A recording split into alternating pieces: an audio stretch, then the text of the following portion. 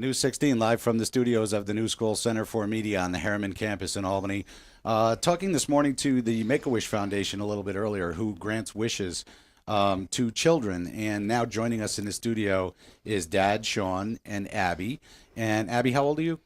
I'm 11. 11. And you want to tell us a little bit about yourself? Um, I love acting and singing.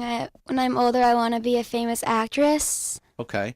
Have you been in any plays like at school or anything like that? Yes, I've been doing acting since I was probably like 5 or 6, and then recently in a school play, my friend Angie and I were the main characters. Oh, yeah. What was the play? Peggy the Pint-Sized Pirate. And Peggy the Pint-Sized Pie. I don't think I've ever heard of that one. Is that a Disney show? No, it was like a skit. Oh, It was basically like a half an hour skit on like bullying, but was like on had a bullying. cool theme to it, like about like a small pirate. Do you get involved in trying to get rid of bullies in school? Do you get involved in that kind of stuff? Not really. No. Is there a lot of bullies at school where you go to? No. Not pretty good kids? Yeah. And where do you go to school? I'm going to the Boston Spa Middle School when school starts. Okay. And what grade are you going to be in? 6th. In sixth grade. I have a sixth grader myself. A sixth grader and a fifth grader. I like the sixth grader better because she's a girl. Girls are better than boys. Now, Dad, Sean, Yes. your involvement with the Make-A-Wish Foundation.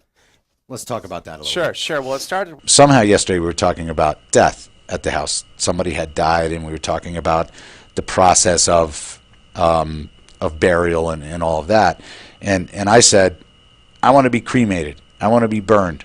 And my son lost his mind. No, Daddy, you're not getting burned. We're putting you in a box. And I'm just going, how does a 10-year-old, what's going on in his head? Like he's thinking, like burned, like this is going to be a bad thing for me. Like Daddy's going to be hurt. So he's going, okay, if Daddy's in a box, he'll be okay that way. Like I didn't know how to respond to that. And it's just one of those weird kind of parent-kid moments that you're like, where does this come from?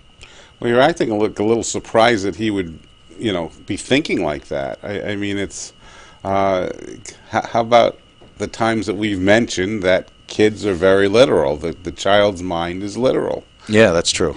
So I mean, you're driving me out of my mind. Remember, they're going to see the car coming out of your head. So Yeah. certainly in their mind, they don't know the abstractness of our thought processes is something that develops over time, and the idea that we wouldn't have feelings, that's something that many adults can't get rid of. I mean, your son's feelings about you being in pain while being cremated is something that, if I were to guess, 50% of the public probably feels the same exact way at age 48. And it's I suppose how you get around that is by having religion. You believe certain things religiously, and other beliefs. You can believe scientifically that when the body dies, the body dies. But those are qualities that develop over time and part of belief systems, and certainly he hasn't developed that belief system yet. Yeah. I'm surprised that you're so shocked that he would react that way. Well, I suppose it's not shock, but I surprised certainly because I'm like, wow, he just made that whole he like processed that because I said cremated, I want to get burned, and then he's going no. So I was surprised, not shocked. Like I understand that he doesn't want Daddy to be hurt, and he's a little tough guy, so he doesn't want to come out with something like that, but he did.